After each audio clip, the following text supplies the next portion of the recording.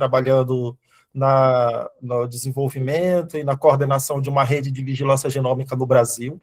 Essa rede ela é implementada nos laboratórios centrais de saúde pública, né, chamados LACENS. Então, nesse contexto, nós fazemos a vigilância genômica de vários patógenos de importância médica, como, começando, obviamente, o carro-chefe acabou sendo o SARS-CoV-2 na pandemia, mas atualmente nós expandimos um rol para arboviroses, que é um problema crônico do Brasil, não só aqueles já antigamente, de conhecimento antigo, mas os novos que emergem, como o Oropouche, né, todo mundo bem ciente do que nós passamos alguns anos atrás. Então, aqui no Ministério da Saúde, nós implementamos uma rede de vigilância genômica a nível nacional para acompanhar a evolução genética e adaptações desses vírus. Mas, além disso, eu também atuo colaboração com um pesquisador colaborador com algumas instituições de pesquisa, principalmente na Universidade Federal do Pará, onde eu fiz a minha formação, doutorado especificamente, e a partir de lá nós fizemos uma série de colaborações, principalmente para estudar metagenômica viral, não só de mosquito, como é o foco dessa palestra de hoje à tarde, mas de uma vasta de outras fontes de informação que nós conseguimos ter insight e descrever a diversidade viral circulante em determinada região. Então, a gente tem atuado já há alguns anos nessas vertentes, mas hoje eu vou realmente comentar com vocês especificamente sobre a metagenômica viral de mosquito. Então, eu peço permissão de vocês para compartilhar minha tela. E acredito que estão vendo, né? Tá perfeito. Ótimo. Então, pessoal, o tema de hoje se chama "O que a metagenômica de mosquitos nos revela sobre a diversidade viral e as interações, né, do vírus, com o hospedeiro, com o ambiente, como a relação ela acontece e como nós podemos obter informações valiosas para, inclusive, extrapolar isso para uma aplicação médica, para uma aplicação biotecnológica, eventualmente, certo? Então, é importante citar alguns pontos iniciais. Primeiro, o mosquito, ele é, já desde muito tempo, um grande vilão da humanidade, principalmente quando a gente pensa em mortes. Então, esse gráfico à esquerda, deixa eu pegar aqui um pointer. Então, esse gráfico à esquerda é uma apresentação famosa do Bill Gates, que ele fez um tempo atrás. E nessa apresentação, ele mostra que a maior parte das mortes de animais, anualmente, é causada direta ou indiretamente por mosquitos. É claro que aqui a gente tem um viés muito grande para a malária, né? Malária é um problema global, assim, é um problema bem sério, mas também nós não podemos esquecer que também dentro dessas mortes temos várias delas que são causadas por vírus. É o que nós vamos comentar daqui a pouco. E também tem um livro bem legal, que se chama Mosquito, a história do predador mais mortal dos seres humanos. Então, ele conta um relato histórico, um apanhado histórico desde a antiguidade, como doenças que são vetoradas por mosquito vêm devastando e vêm nos acompanhando ao longo do tempo, certo? Então, de fato, o mosquito é um grande vilão nosso, não somente da atualidade, como várias doenças emergentes e reemergentes, mas já nos acompanha desde muito tempo. E quando a gente fala de mosquito, na verdade, a gente está falando de um conjunto de espécies. Tá? Então, quando o mosquito, ele nada mais é do que insetos da família Culicidae. Dentro da família Culicidae, nós vamos ter duas subfamílias, a família Cunicine e a família Anopheline. E a família Culicine é a mais diversa, e dentro dessa família Culicine nós temos vários gêneros importantes, de importância médica, né, que vetoram doenças patógenos humanos, principalmente, e também na subfamília Anopheline também temos alguns gêneros de importância epidemiológica. Eu destaquei aqui para vocês as três principais, que é o Anopheles, o Aedes e o Culex. Acredito que todo mundo já ouviu falar nessas espécies, né, nesses gêneros especificamente, e também as espécies, as principais espécies dentro de cada gênero desse. Então, a gente tem dentro do gênero Anopheles, o Anopheles darligi, o Anopheles gambia. Dentro dos gêneros Aedes, nós temos principalmente o Aedes aegypti, o Aedes albopictus, e do Culex, o nosso principal alvo de estudo, de importância epidemiológica e médica, é o Culex quinquefaciatus. Uma curiosidade de mosquito, né, que na verdade é um nome popular, e em algumas regiões do Brasil, inclusive, eles vão recebendo outros nomes, como pernilongo, muriçoca. Da região norte, de onde eu vim, a gente chama de carapanã. Né? Então, é um nome popular que a gente dá, mas, na verdade, são mais de 3.500 espécies desses animais que está presente em praticamente todos os continentes do mundo, com exceção da Antártida. Então, quem não gosta de mosquito, o único lugar que você não vai encontrá-los é na Antártida. Mas ele é distribuído globalmente, obviamente, com algumas espécies endêmicas, outras bem centralizadas, e também essas diferentes variedades de mosquito, de espécies de mosquito, também têm comportamentos, ecologia, fisiologia, que diferem muito uma das outras. Então, é importante nós termos isso em mente. E quando a gente está olhando para o mosquito, né, para esse conjunto de espécies, na verdade, e olhamos para os micro-organismos que albergam esse mosquito, a gente vai encontrar também uma diversidade bem grande. Então, nós podemos ter desde fungos, alguns são simbióticos, outros são patogênicos, inclusive para o mosquito. E nós temos bactéria, uma variedade muito grande de bactéria que albergam, inclusive, órgãos específicos. Né? Então, temos bactérias que colonizam especificamente algumas glândulas salivares, outras são específicas do intestino, outras colonizam a parte externa do corpo dele, né, da carcaça, e assim sucessivamente. Tem uma bactéria que ela bem famosa ultimamente, que é a Wolbachia. Então, é uma bactéria intracelular, ela não é encontrada naturalmente em mosquito, tá bom?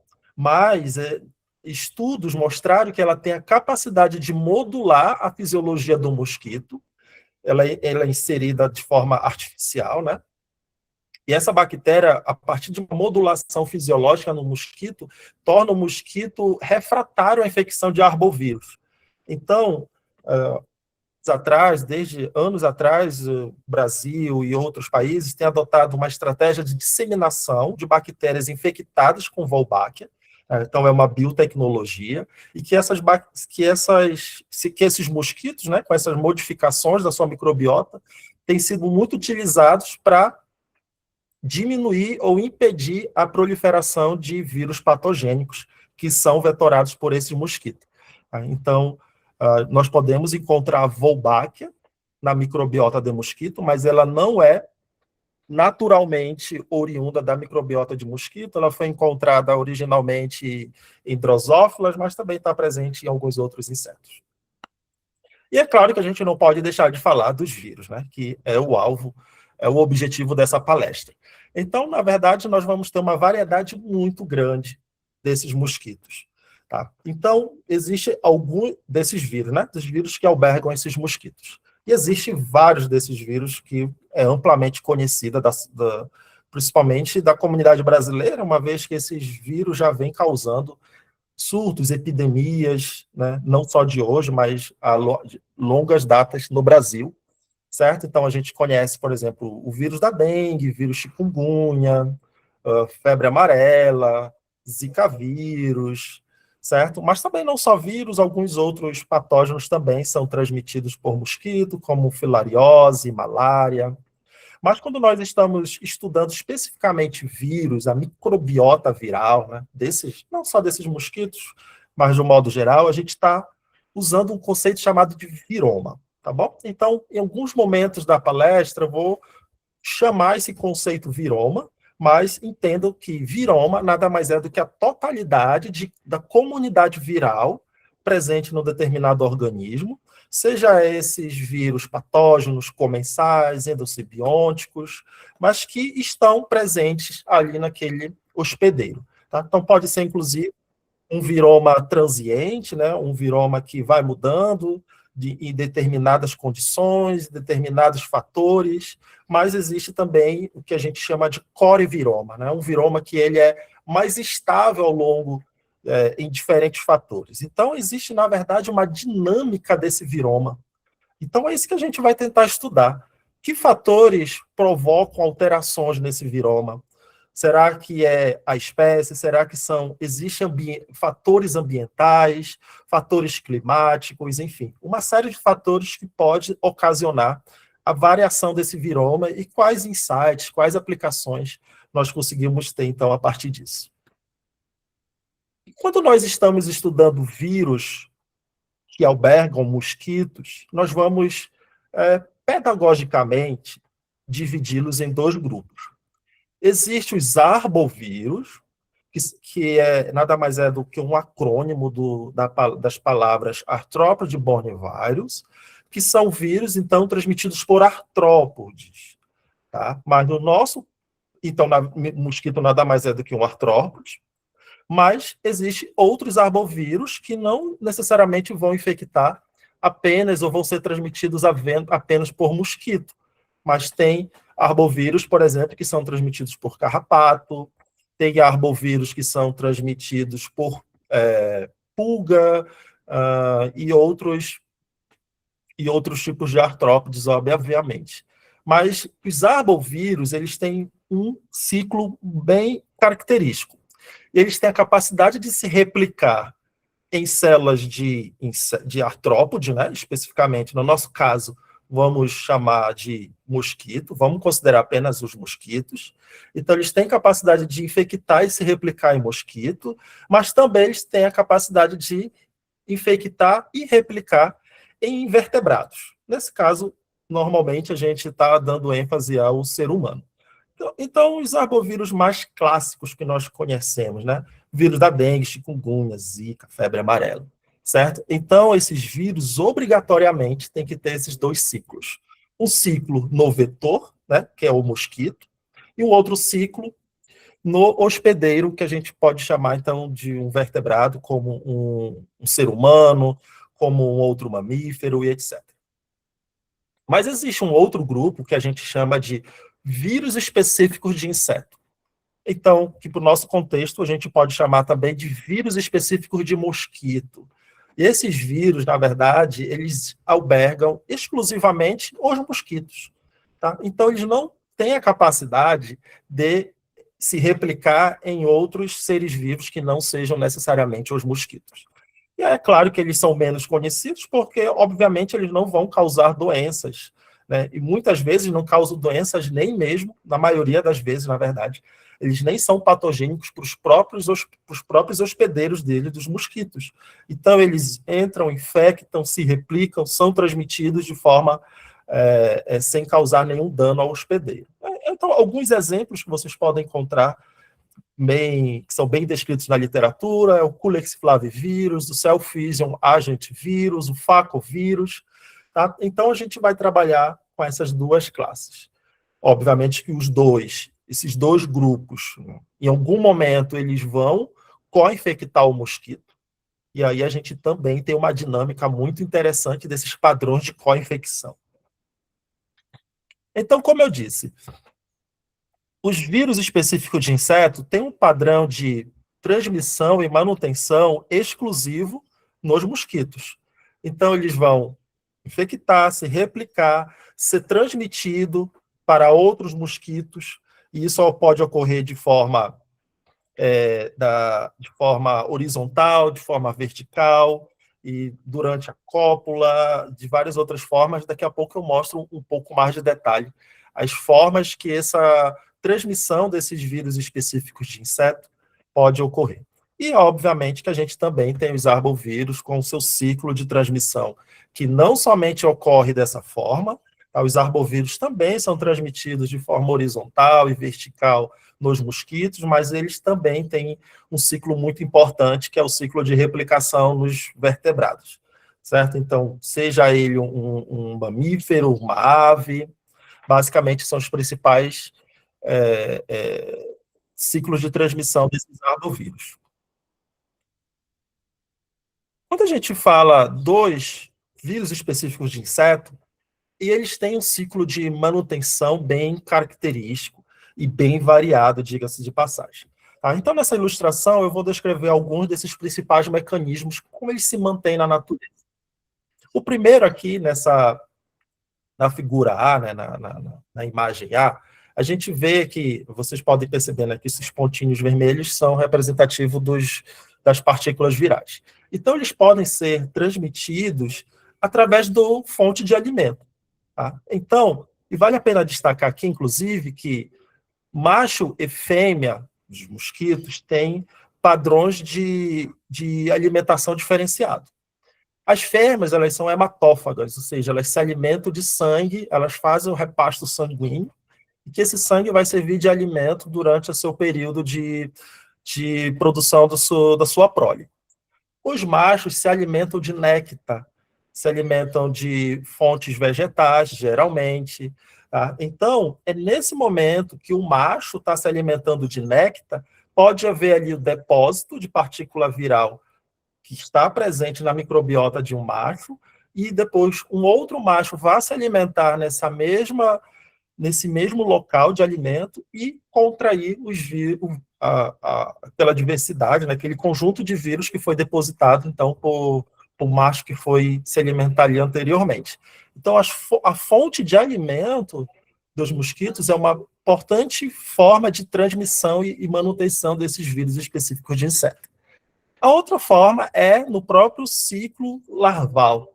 Tá? Então, os mosquitos, durante seu ciclo larval, na fase que se dá predominantemente na água, ali também eles têm capacidade de transmitir vírus através do ambiente aquático. Uma outra forma, que aqui é representado na figura E, é através de outros parasitas. Então, lembre-se que na microbiota do mosquito, nós vamos encontrar ali protozoários, vamos encontrar bactérias, que vão ter, por si só, uma microbiota viral. E essa microbiota viral, presente nesses micro-organismos, ao entrar em contato com o mosquito, também vai transmitir parte dessas partículas virais.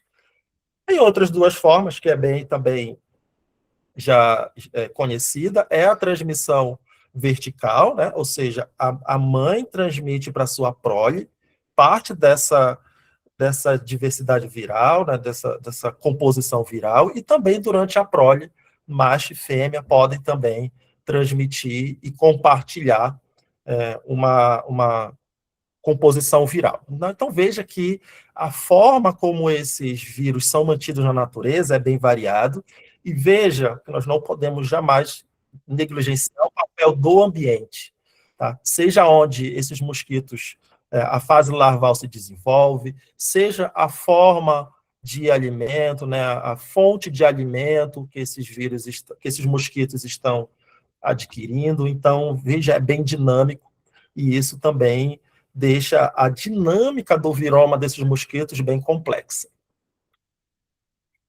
E aqui, ao longo dos anos, especificamente na era recente da metagenômica, sequenciador de alto rendimento, a quantidade de dados de sequências virais aumentou assim drasticamente, não só de mosquito, como é o exemplo desse gráfico, mas de um modo bem geral. Mas aqui a gente mostra a evolução, então, do número de sequências depositadas no banco de dados GenBank. Então, veja que a partir de 2010, que é onde surgem, né, os sequenciadores chamados NGS, os sequenciadores de alto rendimento, com esses estudos de metagenômica, a quantidade de sequências depositadas aumentou drasticamente. Tá? Então, nesse gráfico aqui, ele mostra a relação, aqui na linha vermelha, né, na linha preta, são os vírus de mosquito, de um modo geral, e na linha amarela, só os arbovírus, né, que é aqueles vírus mais característicos de importância epidemiológica, mas também os vírus específicos de inseto. Veja, então, que hoje nós temos uma quantidade de dados gerados para esses vírus específicos de inseto muito, muito maior do que os dados gerados para arbovírus. Porque, na maioria das vezes, quando nós fazemos uma metagenômica viral de um mosquito, nós estamos, né, interessados em identificar, estudar os arbovírus, que é aqueles que têm um impacto direto na nossa saúde. Mas, na maioria das vezes, quase 100% das vezes, nós vamos encontrar a maioria, majoritariamente, de vírus específicos de inseto. Tá? Então, no primeiro instante, esses vírus que tinham um papel, né, anteriormente esperado, nenhum papel na dinâmica de doenças, não era patogênico, então a gente estudava, depositava eles e vida que segue. Mas a partir do aumento desses dados gerados, nós vimos então que esses vírus específicos de inseto têm vários papéis, né? Eles conseguem, inclusive, modular a própria dinâmica de transmissão dos arbovírus, é o que a gente vai comentar um pouco mais para frente. Outra questão bem interessante em relação aos dados gerados é que, na maioria dos dados que nós temos, eles são enviesados para as espécies de mosquito que têm importância epidemiológica.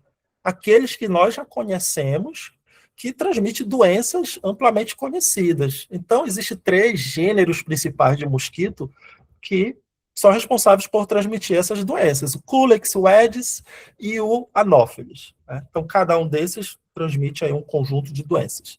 E quando nós olhamos para a quantidade de dados gerados, vão se concentrar nesses 3 gêneros e também vão se concentrar em famílias virais que estão presentes a maioria dos patógenos humanos. Tá? Então, vocês vão sempre ver aqui, para os 3 gêneros de mosquito, né, a presença, a alta prevalência da família Flaviviridae, família Flavivírus, perdão, que é uma família que está presente, por exemplo, Zika, febre amarela, dengue e inúmeros outros patógenos. Tá? Então, como o nosso foco, né, o foco da comunidade sempre foi, a comunidade científica sempre foi, a princípio, estudar os vírus patogênicos, então, de certa forma, nossos dados são enviesados para eles, seja nos mosquitos que os transmitem e os próprios grupos virais que eles estão presentes. E que, na verdade, quando a gente vai ver, então, estudar e começar a entender a dinâmica, a gente também vai começar a perceber que existe uma diversidade de outros vírus que também tem sua importância. Tá? Não só os grupos virais, mas também mosquitos que podem participar desse complexa interação da dinâmica do viroma. Tá? Então, eu mostrei para o Culex, eu mostrei para o Aedes e mostrando agora para o Anopheles também o mesmo padrão. O flavivírus, então, é o mais prevalente, é o mais estudado, é o mais que tem mais sequências depositadas por esses viés que eu já mostrei para vocês. Então, hoje, de fato, a gente tem um dado muito enviesado, mas que, recentemente, a gente tem extrapolado isso para outros grupos de mosquito, mas também para outros grupos virais. E a diversidade viral que está presente nesses hospedeiros, né, nos mosquitos ou nos insetos, eles também são bastante variados. Embora que, para os arbovírus, eles se concentrem em algumas poucas famílias. A Flaviviridae, como eu já comentei, né, são os que talvez tenham os mais conhecidos arbovírus, mas também nós temos o Bunhaviridae, nós temos o Togaviridae, que, por exemplo, é onde está o o chikungunya, tá? O Helviridae também, que tem um conjunto de vírus patogênicos, Rabdiviridae, e são esses principais arbovírus. Mas quando a gente olha a diversidade de famílias virais dos vírus específicos de inseto, aí é muito maior. Né? Então, a gente tem muito mais diversidade viral nos vírus específicos de inseto do que nos arbovírus. Um outro conceito bem interessante que vale a pena a gente ter nessa tarde é essa relação evolutiva que existe entre os arbovírus e os vírus específicos de inseto. Quando a gente olha os principais grupos de arbovírus, nós vamos encontrar um padrão bem interessante. Existe, então, aqui, né, o Bunia viralis, né, uma ordem, Bunia viralis.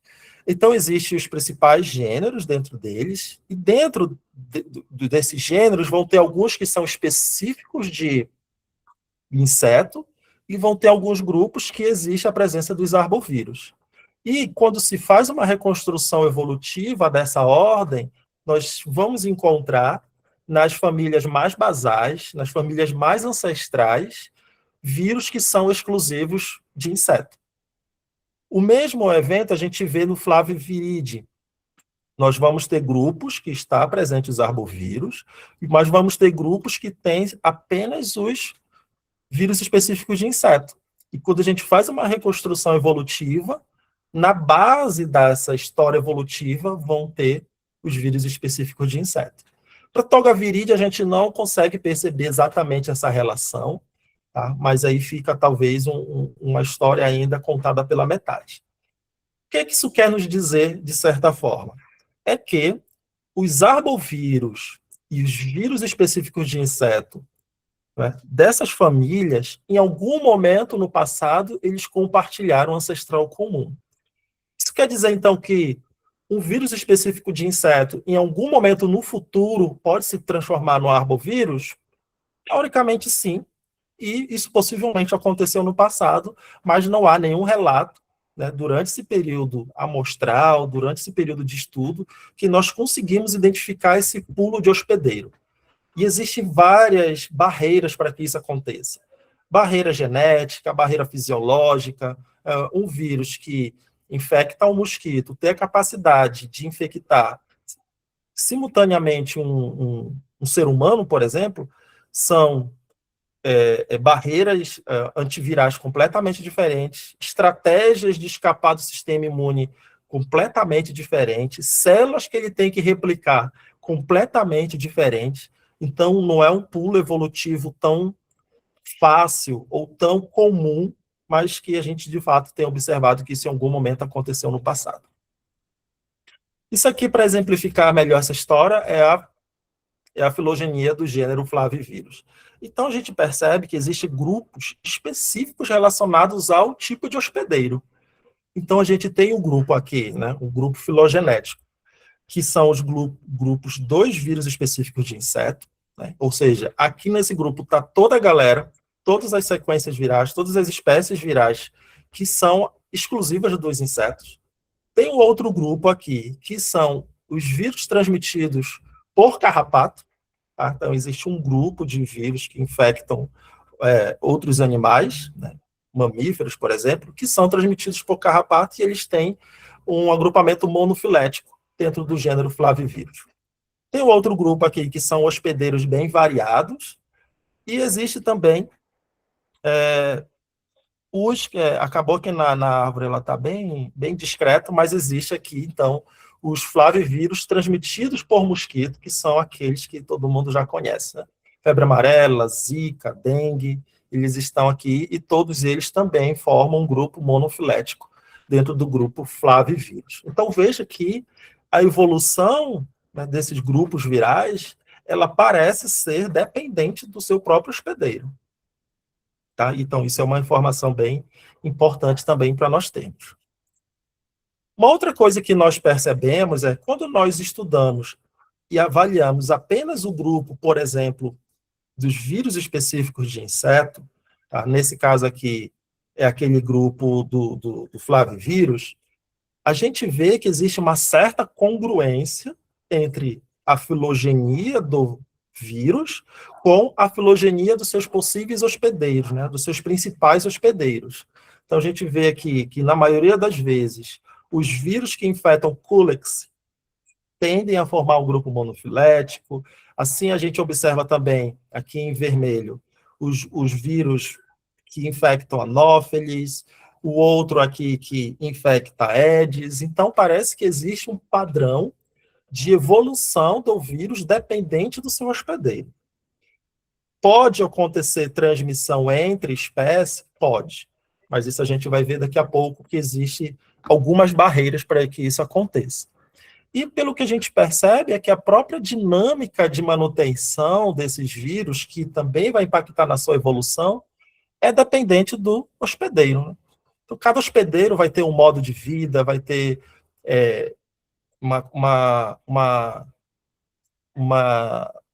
uma requisito fisiológico para se manter na natureza, e que também os vírus meio que vão acompanhando também esse estilo de vida dos próprios mosquitos. Então, aparentemente existe, não é uma regra, existem muitas exceções, mas existe algum grau de congruência entre a evolução do vírus com a evolução do seu hospedeiro, nesse caso os mosquitos.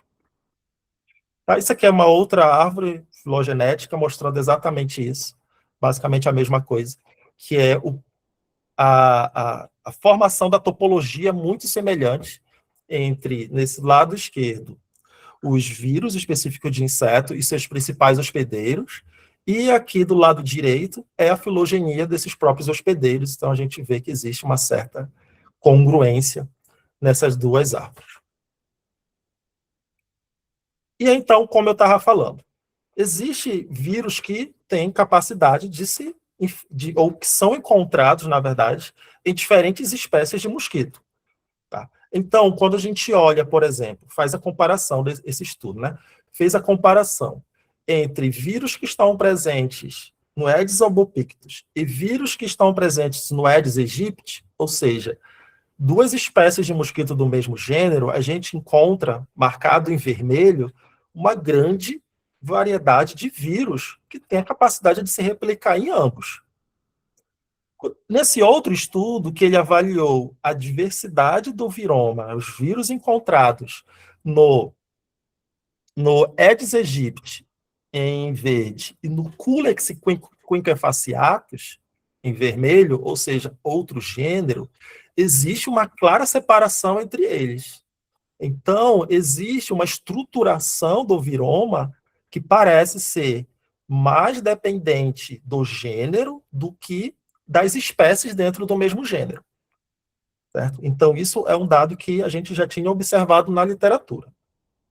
E a partir, então, desse entendimento, a linha de pesquisa do laboratório, lá da Universidade Federal do Pará, junto com outros grupos, vem fazendo monitoramento, levantamento dessa diversidade viral presente em mosquitos em diferentes regiões do Brasil. Um dos primeiros estudos que nós fizemos foi na cidade de Macapá, que é a capital do Amapá, lá na região, no extremo norte do Brasil. Então, lá foram coletados, durante um período, e espalhado, né, ao redor da capital, amostras do Aedes aegypti. Então, a partir disso, foi feito todo o processamento. Vale a pena frisar que essas amostras que nós usamos para metagenômica viral, elas recebem um tratamento especial para o enriquecimento viral. Tá? Então, existe uma série de tratamentos, principalmente com DNAs, RNAs, alguns filtros, algumas centrifugações, para a gente, na tentativa de remover tudo que não é partícula viral.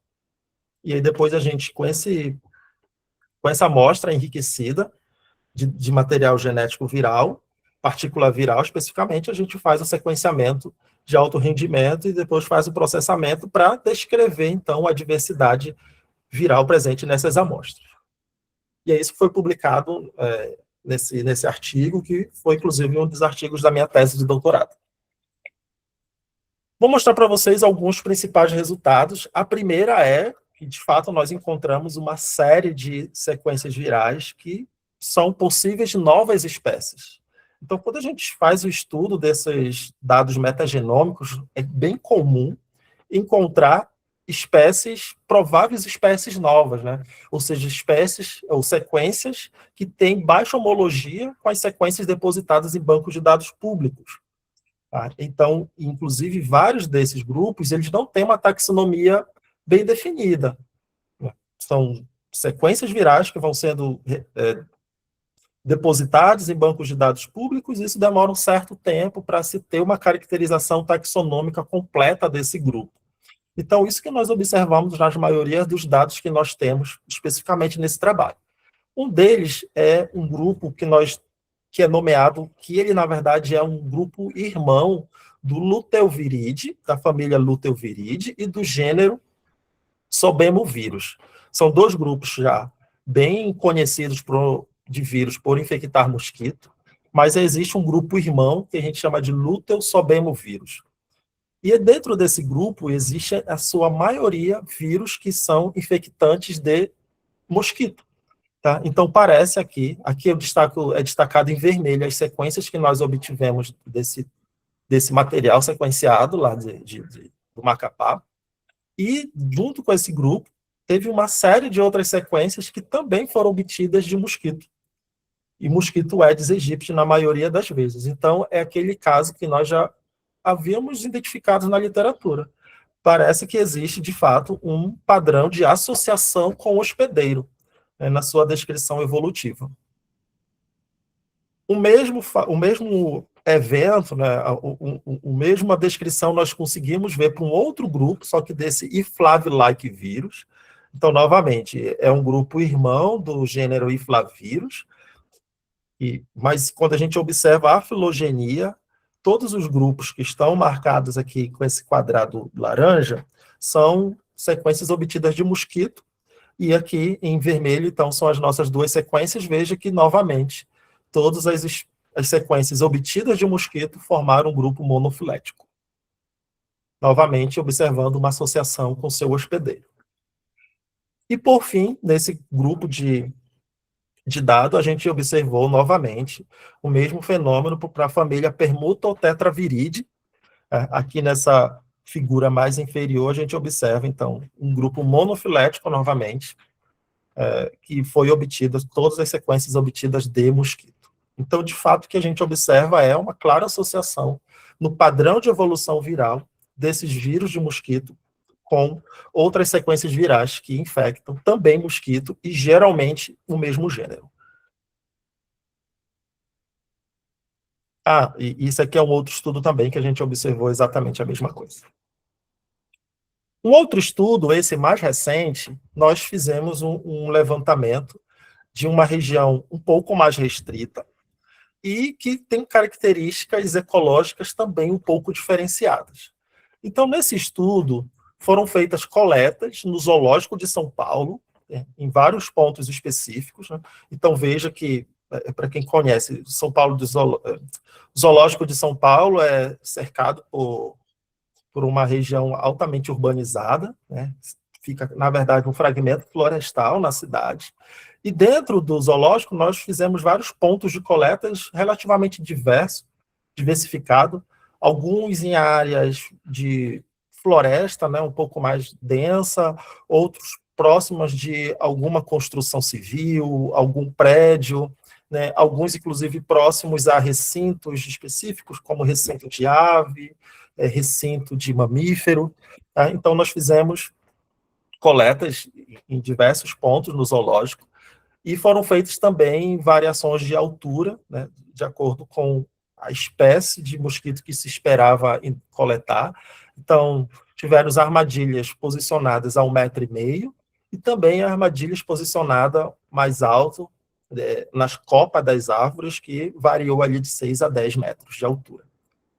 E dentro desse conjunto de amostras, nós tivemos principalmente mosquitos do gênero Aedes, Culex e Anopheles, sendo que Aedes escapulares, do Anopheles a espécie Anopheles strodes, e Culex nós tivemos uma variedade maior, principalmente o Culex quinquefasciatus, mas também outros.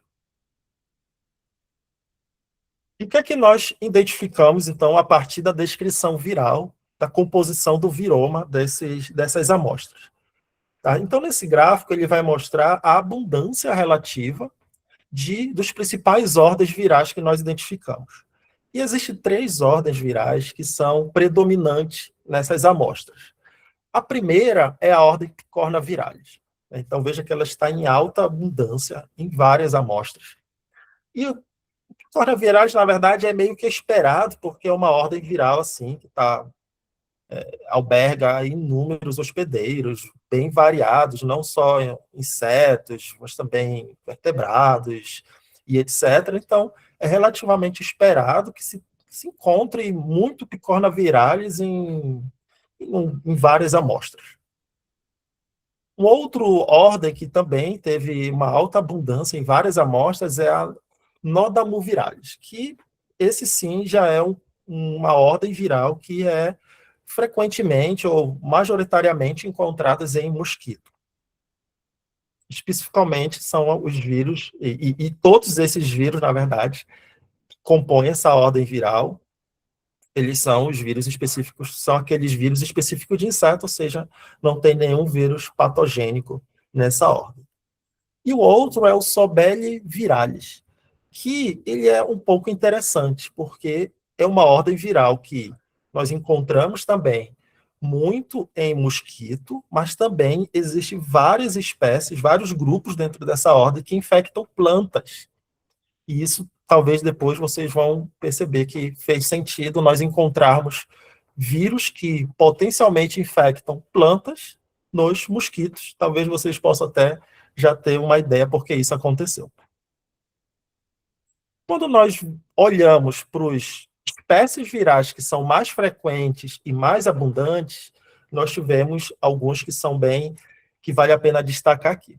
Um deles, os dois que foram mais frequentes, foi o Culex noda-like vírus 1 e o Culex mosquito vírus 6. Tá? Então, era esperado, porque já são vírus assim que é encontrado em diversas espécies de mosquito, é encontrado, inclusive, gêneros diferentes, né? Então, são vírus que a gente chama de generalista. Tá? Então, pelo menos eles são encontrados em diferentes hospedeiros, assim, que tem pouca relação fisiológica, não só mosquito, mas também é encontrado em outros tipos de inseto. E aqui, então, fez sentido a gente ter encontrado eles com alta frequência nessas amostras.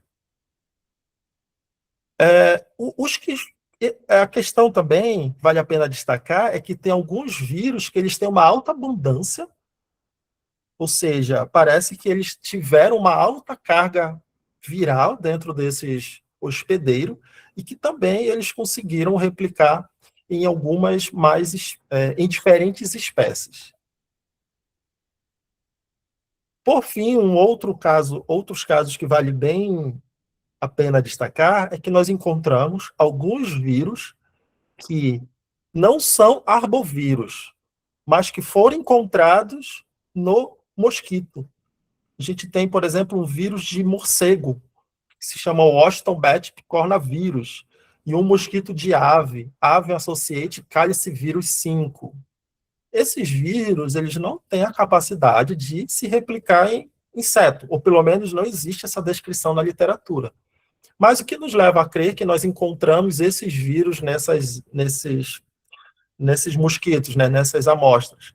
É porque, na verdade, esses mosquitos, em algum momento, se alimentaram de mamíferos, né? Se alimentaram de outros animais, na verdade.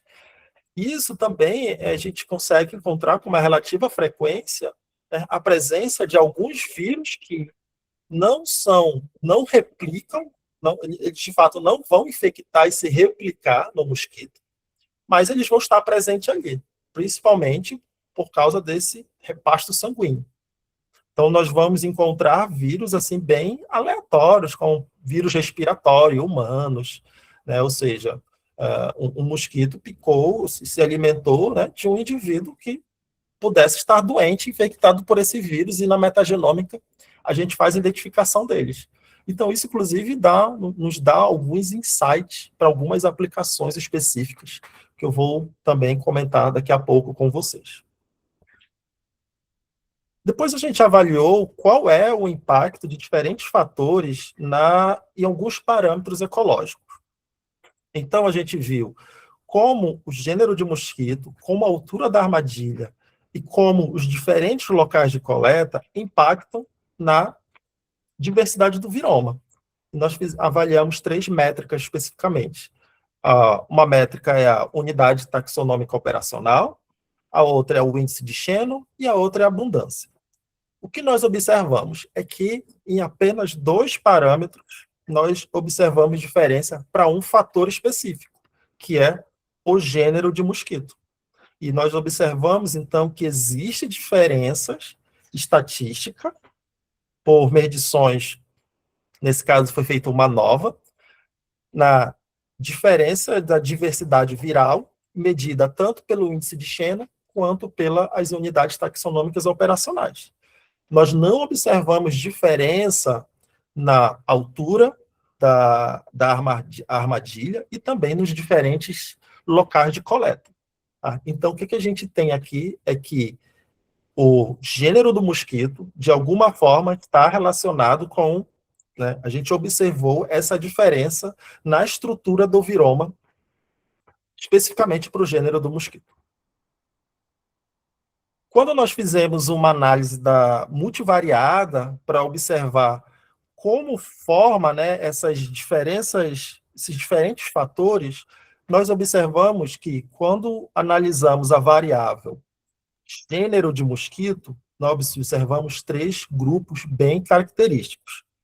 Um grupo aqui das amostras de Culex, bem agrupadas, um outro grupo de amostras do Aedes, também bem agrupadas, e aqui formando uma elipse um pouco mais espaçada do Anopheles, a gente teve aqui também 2 amostras de Culex que acabou ficando um pouco separada do grupo principal. Mas a gente observa que existe, sim, uma estruturação que está relacionado com o gênero do mosquito, na diversidade do viroma, né? Mas quando a gente olha a espécie do mosquito, a gente observa o grupamento de algumas espécies, a formação de grupos específicos de algumas espécies, mas a gente observa também a junção, a sobreposição de espécies do mesmo gênero. Aqui, especificamente, a gente tem o Culex mel e o Culex sp, que, na verdade, foram espécies não identificadas de Culex. Então, está todo mundo aqui bem juntinho, né? Que, então, aparentemente, eles formam uma estrutura a nível de espécie muito similar, mas a nível de gênero bem diferente. Então, isso reforça o dado que a gente já tinha, corrobora o dado que já tínhamos descrito na literatura, que parece existir uma barreira entre gêneros diferentes, mas essa barreira ela é menor ou ela é reduzida em espécies diferentes do mesmo gênero. E quando a gente olha o número de vírus que são compartilhados nessas diferentes espécies, eu destaquei em vermelho para vocês toda a quantidade de vírus compartilhados, especificamente nos gêneros, nas diferentes espécies do gênero Culex. Então, vejo que praticamente todos os compartilhamentos virais que nós observamos se dá exclusivamente em espécies do mesmo gênero. E temos pouquíssimos compartilhamentos em espécies de gêneros diferentes. Quando a gente olha, né, o padrão de agrupamento em relação à altura de coleta, aqui na análise de agrupamento nós observamos a formação de grupos também distintos. Então, a gente viu que as amostras coletadas na copa formaram um grupo diferente das amostras coletadas no solo. E quando nós olhamos os locais de coleta, aí é sobreposição mesmo. A gente viu malmente um grupo fora, formado aqui por um mix de amostra, na verdade, mas todas as amostras coletadas em diferentes locais individuais, elas formaram um grupo único, né? Então, a gente não percebeu uma diferenciação na estrutura do viroma, dependente do local de coleta.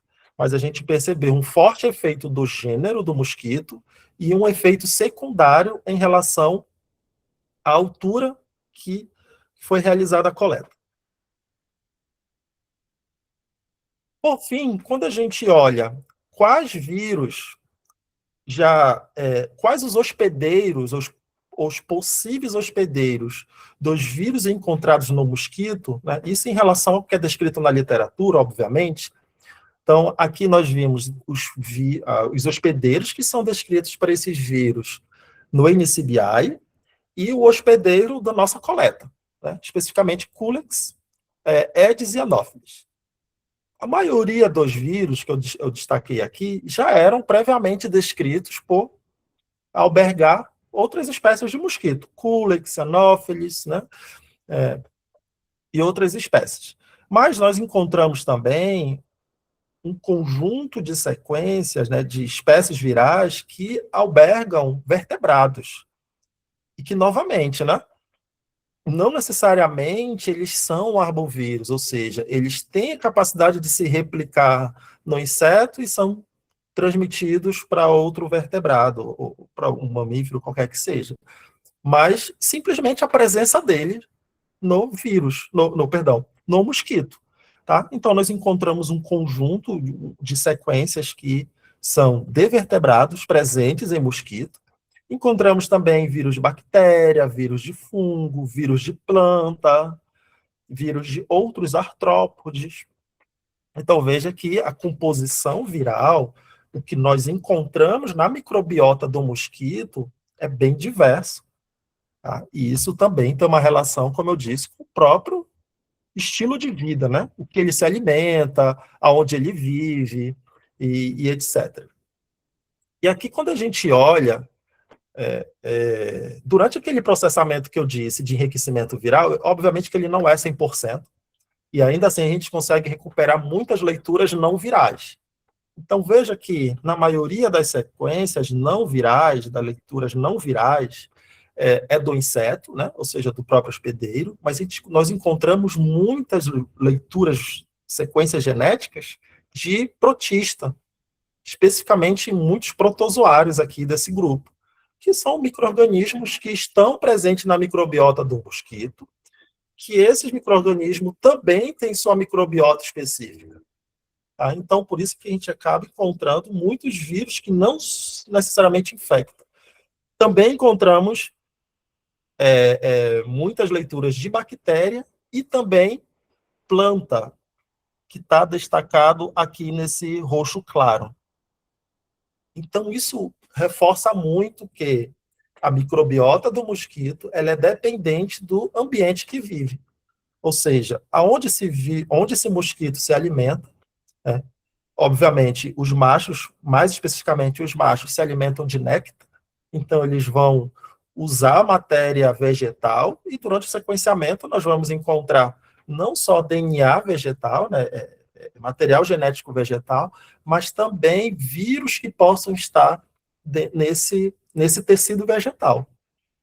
E, obviamente, dependendo onde esse mosquito se alimenta, a diversidade de alimento que ele tem, ou o local onde ele tem desenvolve sua fase larval, que normalmente é, inclusive, onde eles são muito infectados por protozoário. Tudo isso vai moldar e compor essa microbiota total do mosquito. Um último estudo, esse mais recente, e ele ainda não foi publicado, eu só estou dando um spoiler para vocês, nós foram feitas coletas em diferentes cidades do estado de São Paulo e coletados também uma diversidade maior de espécies de mosquito. Né? Então, entrou o Aedes e o Culex e o Anopheles, que sempre entram, mas entrou Sabetes, entrou Hemagogos, entrou outras espécies de mosquito que têm característica mais silvestre.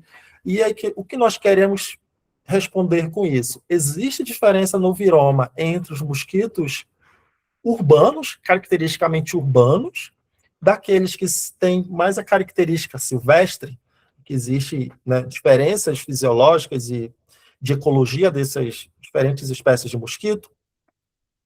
Qual é o resultado que nós temos, né? Como eu disse, não está publicado.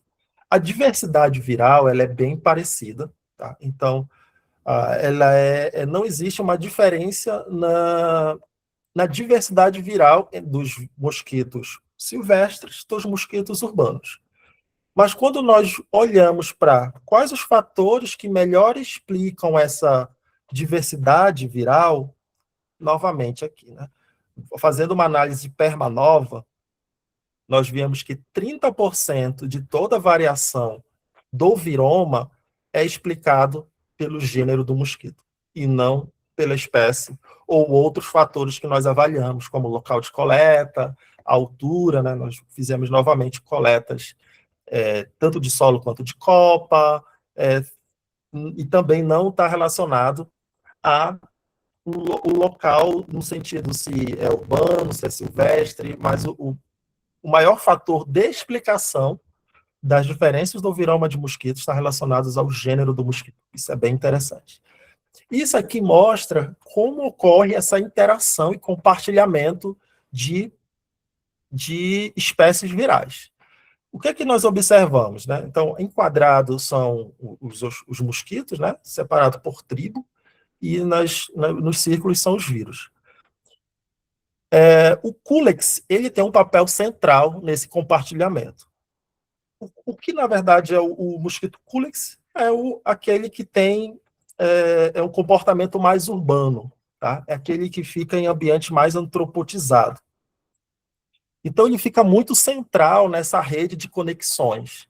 E ao redor dessa rede, na região mais periférica, nós vimos que, inclusive, alguns de nós até isolados ou poucos conectados, são mosquitos que têm características mais silvestres.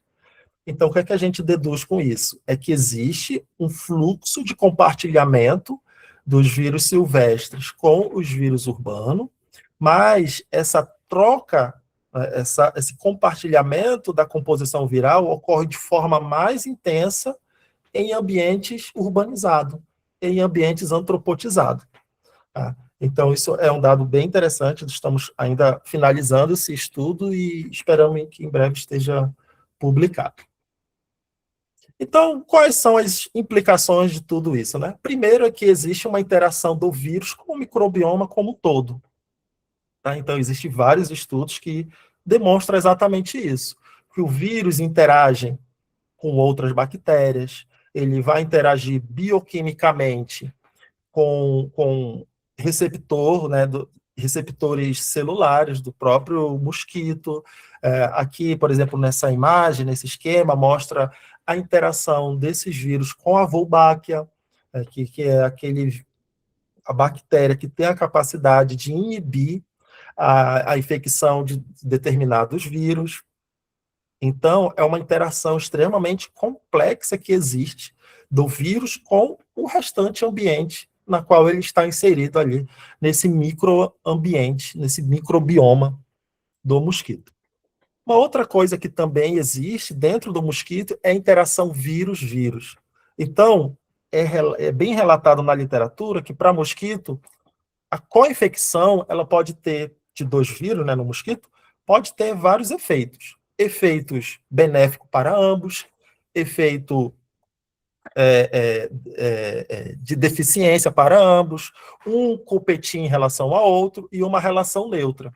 Tá? Então, existem já vários dados na literatura mostrando que, por exemplo, existem alguns vírus específicos de inseto que modulam a competência viral para o vírus da dengue. Modulam tanto positivamente, ou seja, quando esses dois vírus, um vírus específico de inseto, potencialmente co-infecta com o vírus da dengue, ele aumenta a capacidade de replicação e transmissão do vírus da dengue. Existem outros vírus que também têm a capacidade do oposto, inibir essa replicação.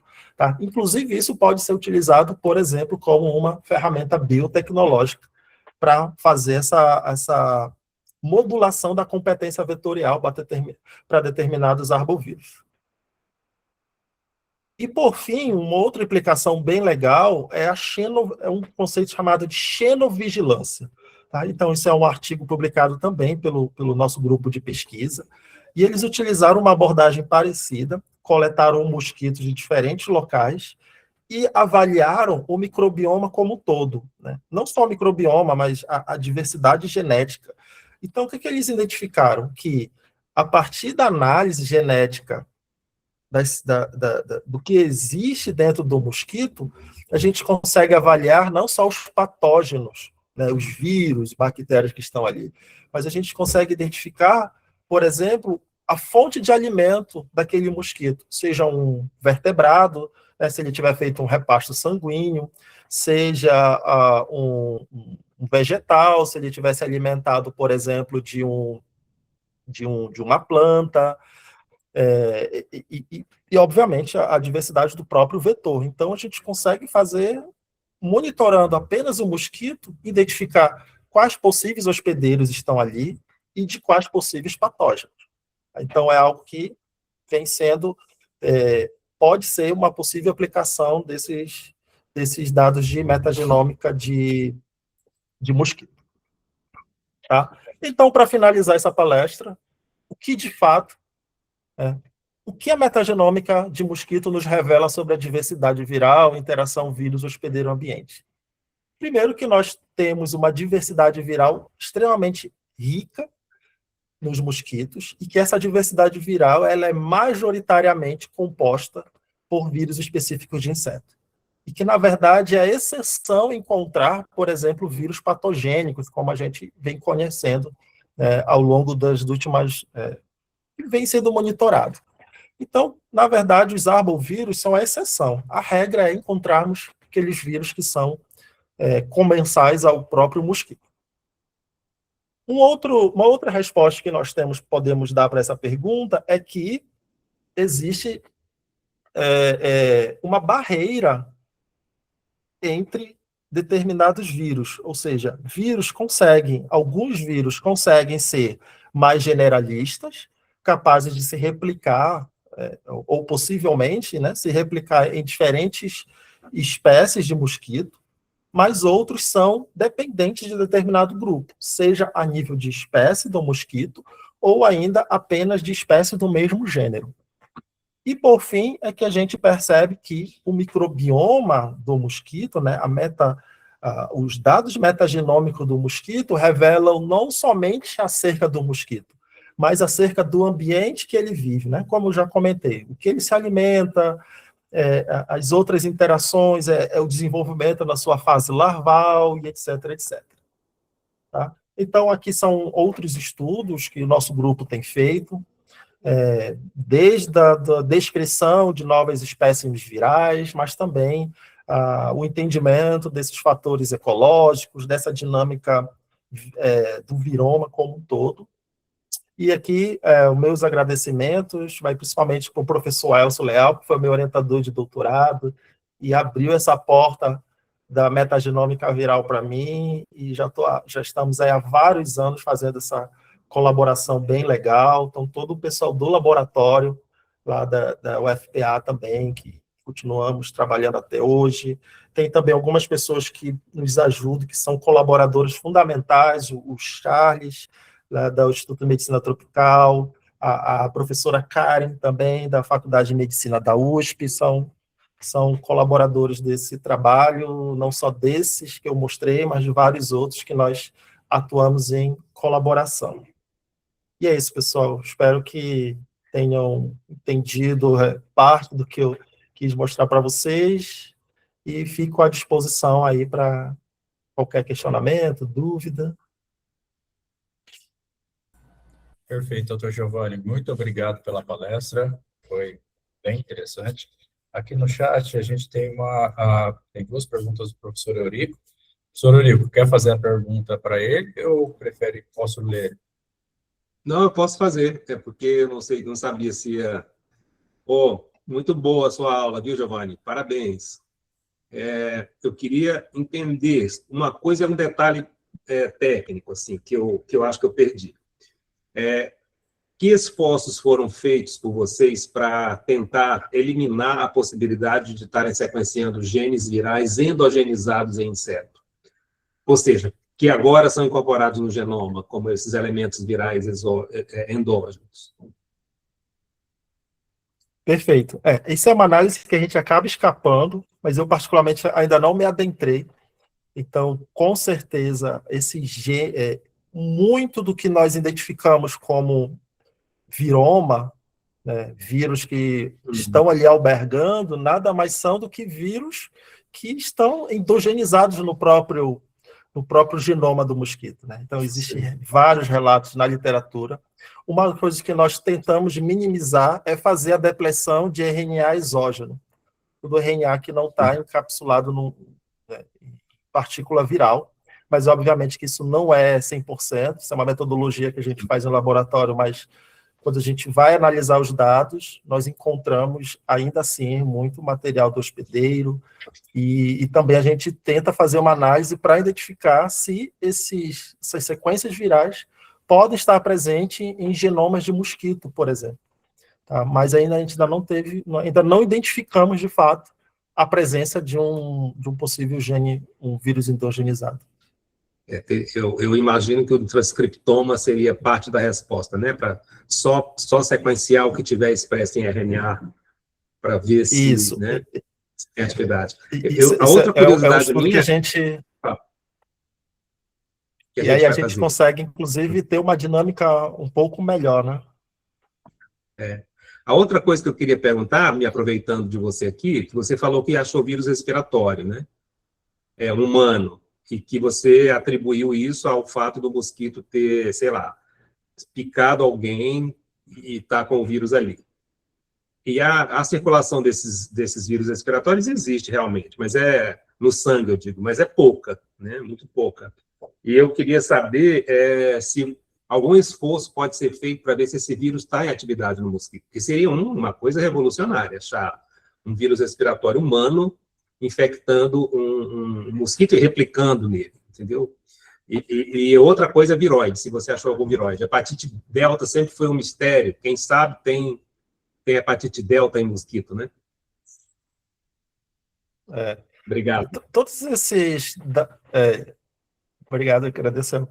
Todos esses vírus, assim, estranhos, né, vamos dizer, não esperados, melhor colocar assim, eles são fragmentos bem curtinhos, geralmente 500 pares de base, 700, então isso por si só já indica que a gente não tem uma quantidade boa o suficiente para recuperar sequer parte desse genoma montado.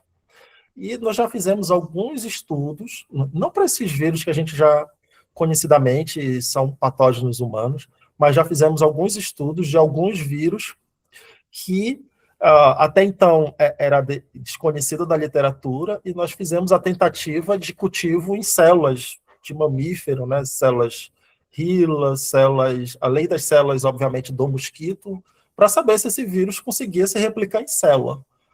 Ainda não conseguimos identificar nenhum vírus desses novos que nós vemos descrevendo que tem a capacidade de se replicar em células de mamífero, por exemplo. Todos eles, de fato, são vírus específicos de inseto, mas seria uma forma da gente testar, a princípio, essa possibilidade, obviamente o oposto, né? Tentando replicar isso em células de mosquito, como a C636, que é a mais utilizada para esse tipo de análise. Perfeito. A MNL tem uma dúvida, ela quer saber qual parte do mosquito é retirada para ser analisada em identificação viral.